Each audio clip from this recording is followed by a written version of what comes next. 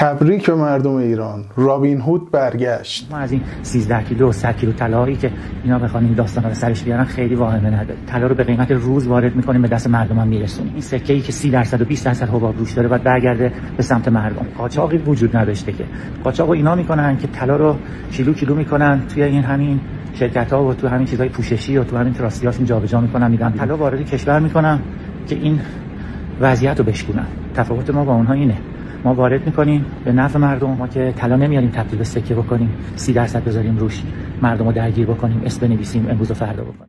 کار غیر قانونی؟ بابا این خودش مرد قانونه. این حرفا چیه؟ این تهمتا چیه؟ و بنده خدا یه ذره طلا وارد کرده، چی کارشه؟ اونم برای مردم نه برای خودش. نمیخواد گردنبند درست کنه، انگشتر درست کنه بندازه گردنش و دستش، که برای شما مردم. نمیدونید، هنوز نفهمیدید ایشون و رئیس جمهور وقتشون چقدر دلسوزتون بودن؟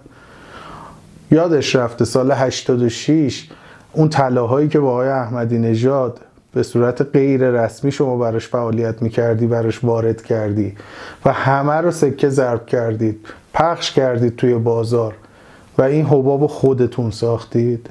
یادتون رفته؟ حباب رو تبدیل به قیمت کردید. حباب میترکه. این الان 20 ساله این هست. حباب دیگه اسمش نیست، این قیمتشه. مردم رو به این فلاکتی که الان هستش انداختید، سکه 90 میلیونی، دلار 100,000 تومانی. حالا شما ناجی شدی، اومدی که مردم رو نجات بدی، بانک مرکزی رو محکوم میکنی.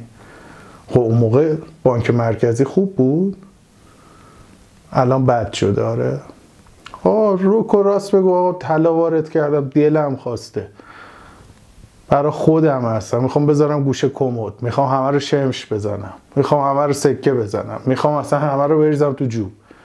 چرا مردم رو میکشی وسط؟ به مردم چه ربطی داره؟